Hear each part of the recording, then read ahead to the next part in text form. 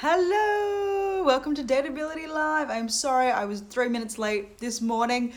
My name is Jessica Santosa, founder of Dateability and your personal dating coach. And I am super excited that you are here because let's talk about, firstly, first date secrets as promised, but then I'm also going to answer your questions. So for those of you who have just come in, Vinny Pereira, you've been the latest one. You're asking, am I cute? I've looked at your profile and yes, I'm going to answer that question right now and tell you you are very cute.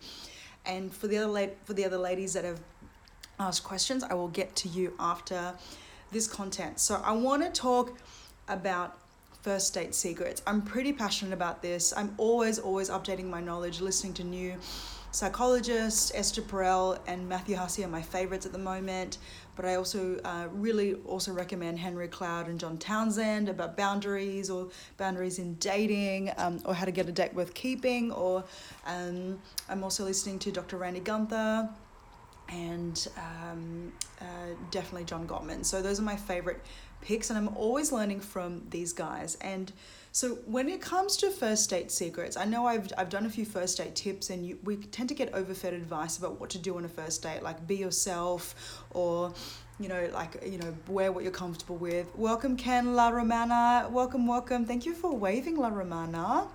Thank you. Okay, but I want to talk about three things that I've seen come up a lot in the dateability community, especially to the women who are bachelorettes who are going on lots and lots of dates and are getting guys that are definitely more interested in them than they are interested in return. So these are three things that I want to talk about in depth, and I hope that you are feeling me.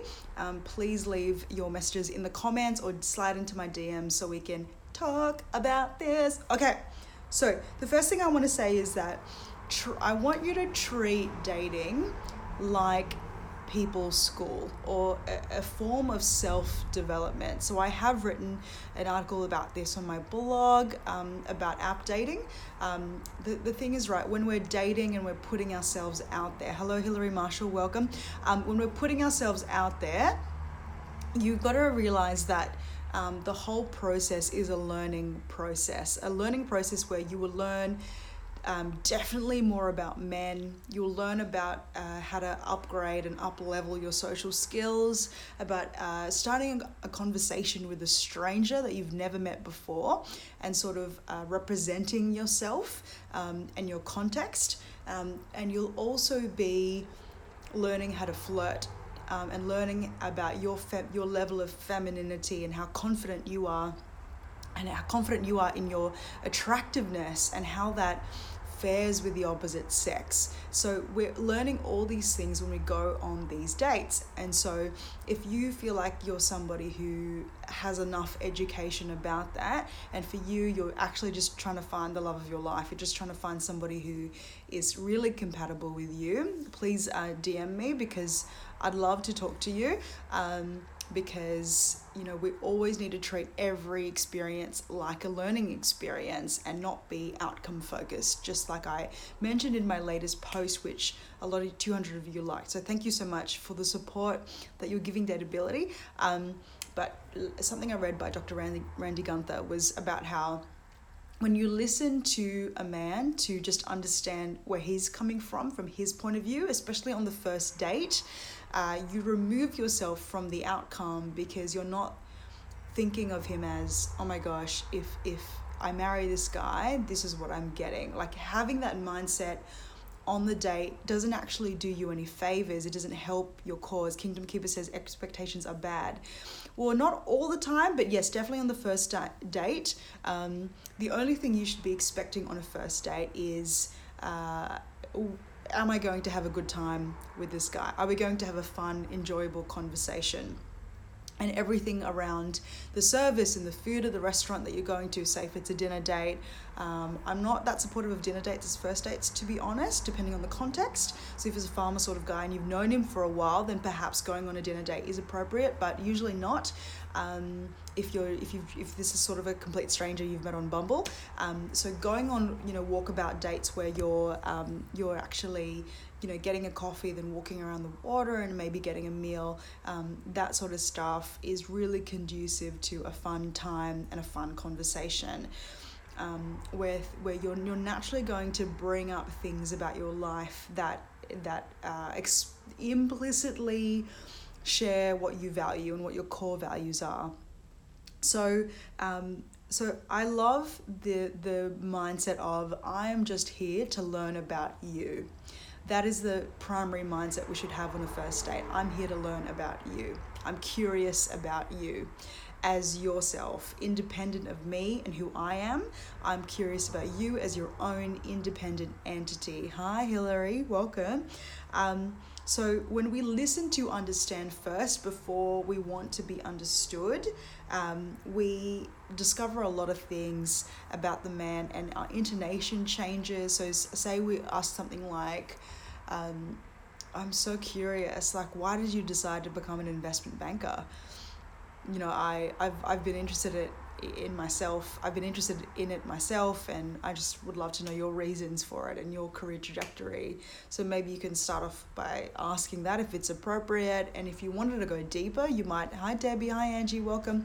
You could ask things like, so I'm really interested about your family, you know, where did you grow up? You know, so just asking him questions about his life, thinking, I just want to learn about him and his life. So I guess that's more an adaptable bent to going on a first date, because, you know, we're assuming a few things. We're assuming that we already have this clarity and confidence about who we are. So Dr. Andy Gunther always says, know who you are, know what you want, and know what to do. So you're filtering for quality connections. A lot of the private dateability community are going through this with me right now. I'm about to release an email about that. I am a little bit behind, so I'm sorry. But you've got to understand that, especially for those of us who didn't grow up with brothers. I'm one of those girls. Didn't grow up with brothers or male cousins that were close to me in the terms of the day-to-day life stuff that I could really share about my dating world when I was single. You've got to understand that men are innate problem solvers who will skip over emotional details just to get to a solution. They don't like to be seen as weak. They are there. They love to provide and to protect and to have a facade of strength about them. They want to make sure everyone else is okay before they even open up the doors to their own emotional reality. I hope that makes sense to us.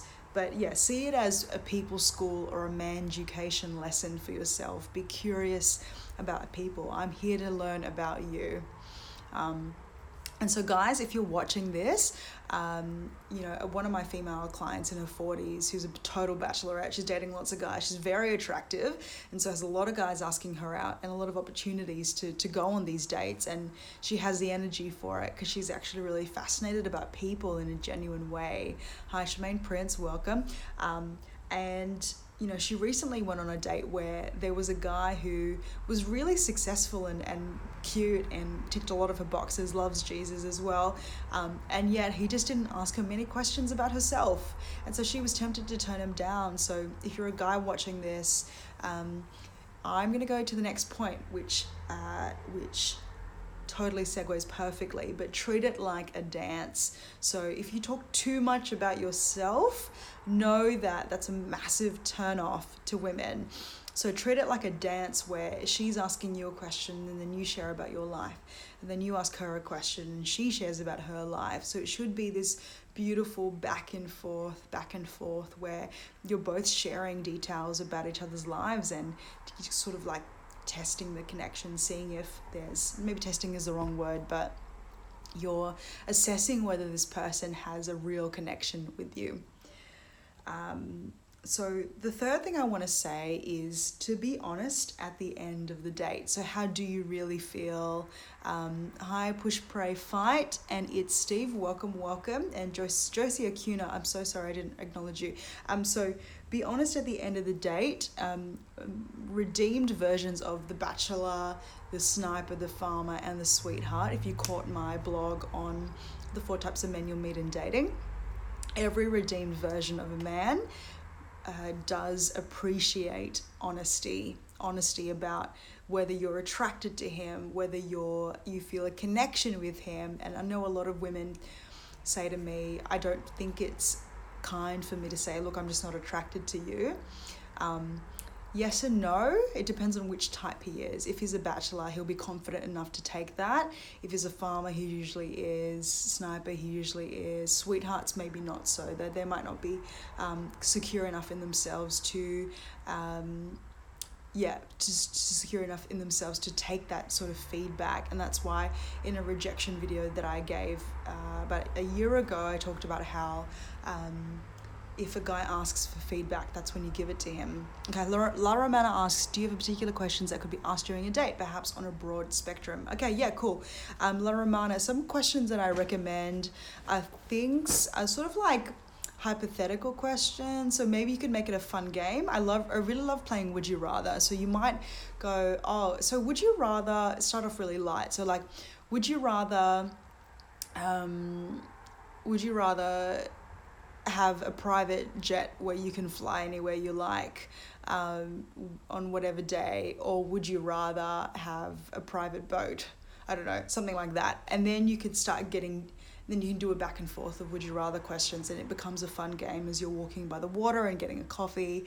And then the deeper questions might be, Dr. Gunther definitely recommends something like, would you rather have a lot of hello Natasha, I was looking for you today at the market. Okay, so or would you rather have one relationship that explores multiple dimensions and where both of your identities shift over time, or would you rather just see different people for the next 12 months? I don't know. So you can just make up the game of Would You Rather is really a recommendation that I have for first dates, because it makes it fun, but and lighthearted, and at the same time there's a context for a deeper connection to evolve in a short space of time.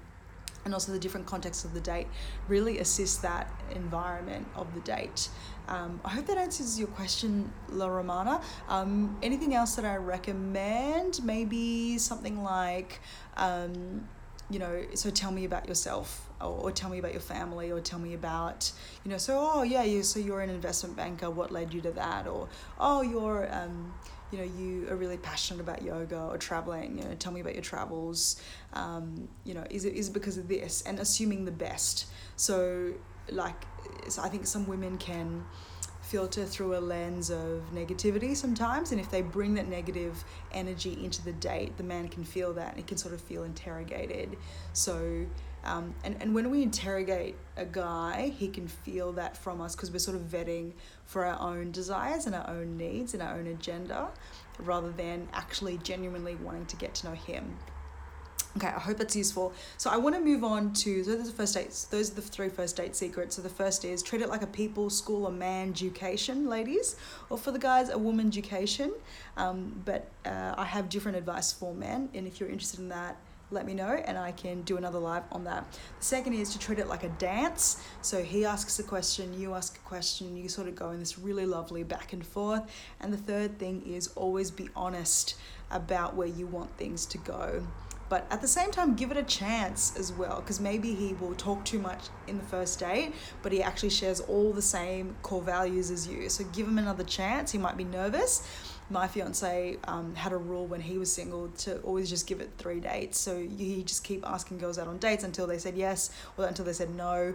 Hi, Free Sister Society, and Kay, Successful Girl, and Denise Saray, JN Studio. Welcome, welcome, welcome. Okay, so those are my 3 first date secrets. Okay, now I want to go into the questions that some of you have asked me. Thank you for bringing in your questions. So from Grace Robin, how do you, 1, ask out a friend, cutie, and 2, not have an awkward first date? So, where is my glass of water? Okay, so when I was single, Grace, I would be like, hey, do you want to go to this restaurant with me? I've got this like 50% off voucher, and I just love to go with you for some reason. I don't know. I'd make a cheeky excuse to take out a guy, and mainly in the name of friend date. So I called it a friend date, where I just wanted to hang out with them one-on-one because we felt comfortable. Now, granted, I would only ask guys who were one, really open to that. So they tend to have a very strong center of gravity. The guys that I would ask for that, who wouldn't feel, Grace, I'm answering your question, hello.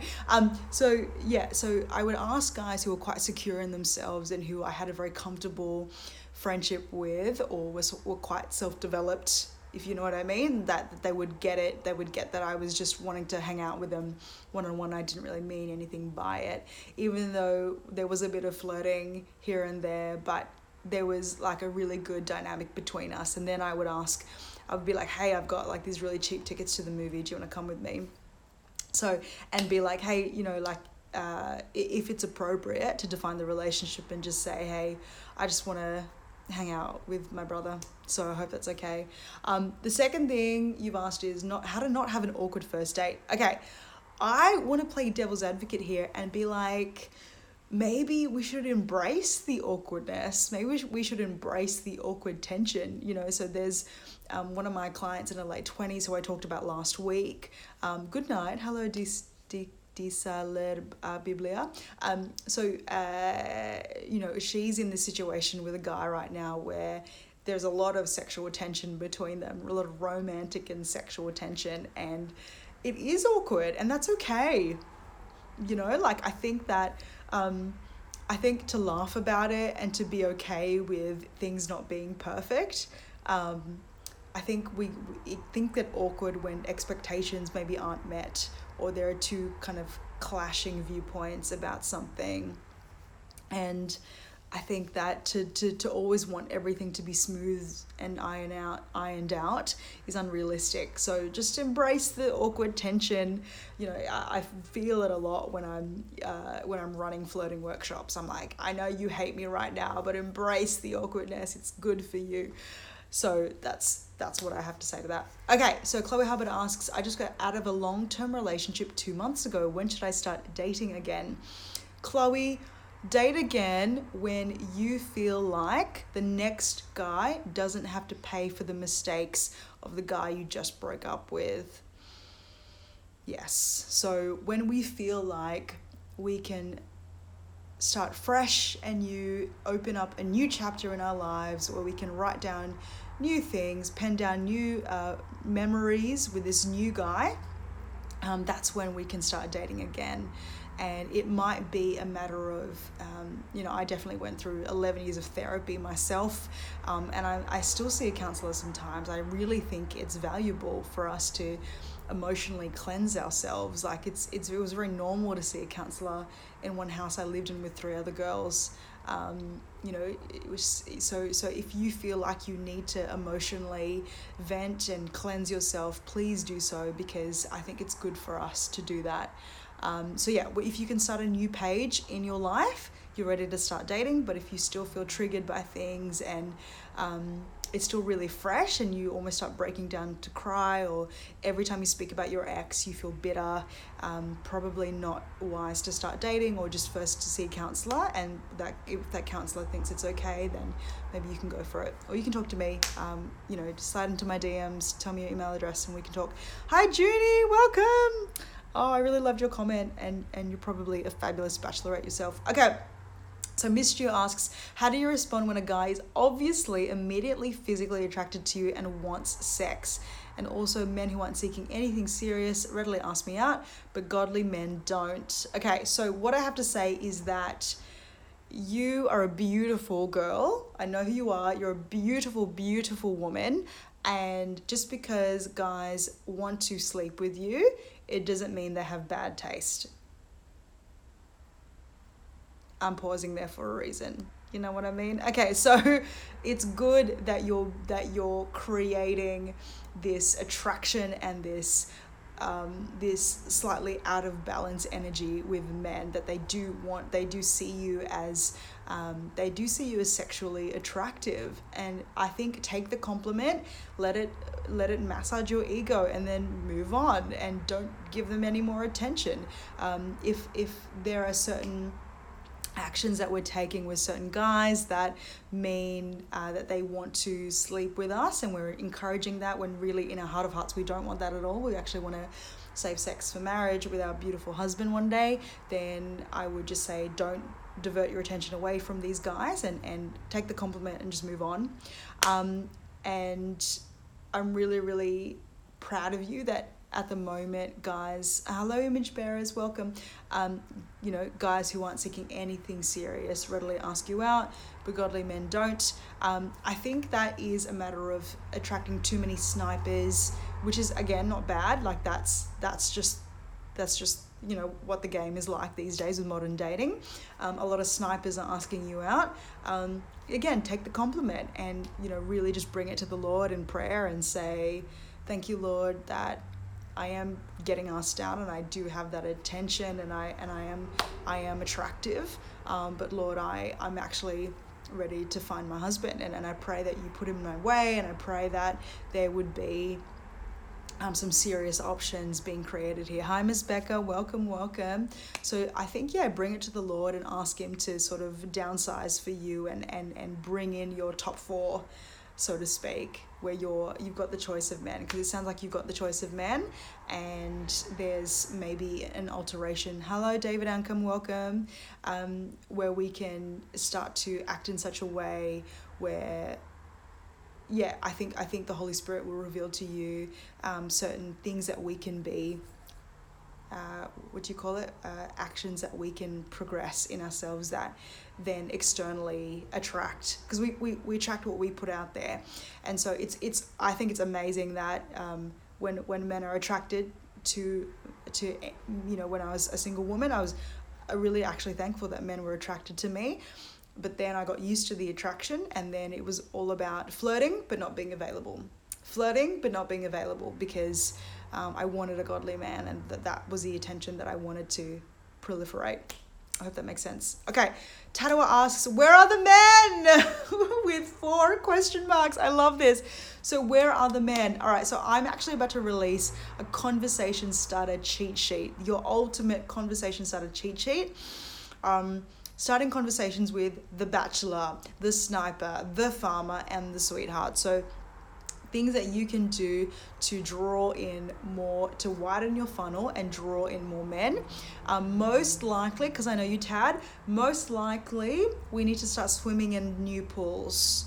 I know it sounds exhausting, but I want us to shift our mindset from, I'm so exhausted, I've got dating fatigue, to I'm actually really fascinated about people, and men are interesting, and this is a great learning curve for me. This is really interesting for me. And once we sort of let go and let ourselves be interested, things happen. Okay, so I see a question coming up. 2-part question. There's a guy I really like, and he knows I like him. I think he likes me. Okay. That's a lot of work. I need to swim in new pools. I know. Okay, so... Okay, I have not seen the other part of the question, Junie Brock. Okay, here we go. It's been 4 years, but I can't get him out of my mind. Okay, so the question I have to that is... the cheat sheet will be released in the next week, probably next live. I'm working on it now, so to speak. Yes. Should I continue to pursue him? Junie Brock, no. I'm just gonna say that right now. He is most likely a farmer, and he is planting a seed with you, and he continues to water this seed with you. But if he's not doing anything, then he's not doing his job as the man. So I would say don't reject the attention of other guys. I understand that you've got a farmer on your hands who clearly likes you. Don't pursue him. Just let him water the seed with you, and then you can water back. But I wouldn't wait around for him forever. I would entertain the prospect of other suitors and date. So if another guy asks you out, say yes, and he will realize that he's missed the boat, and then he needs to take action, because men know in their biology that it's their job to hunt, chase, and pursue a beautiful, gorgeous lady like you. Please know that. Men know that. So men, please take action. We respect you more as women. So yeah, La Ramona, the cheat sheet will be released next week, so stay tuned for that. Okay, that's all I have to say. I hope you enjoyed this live. Hope I said things that were helpful to you. Please slide into my DMs. But also news, I'm also going to move away from one-on-one coaching. I'm still offering it for the next 3 months. So if you want to get one-on-one coaching from me, please DM me with your email address and let's set up a one-on-one love readiness assessment, which is free. And then we can see if you want to do some private coaching. Welcome, Hood Marlow. I'm actually leaving now. That's okay. You can catch the replay. All right. Bye, guys. Have an amazing day, and I'll see you next week.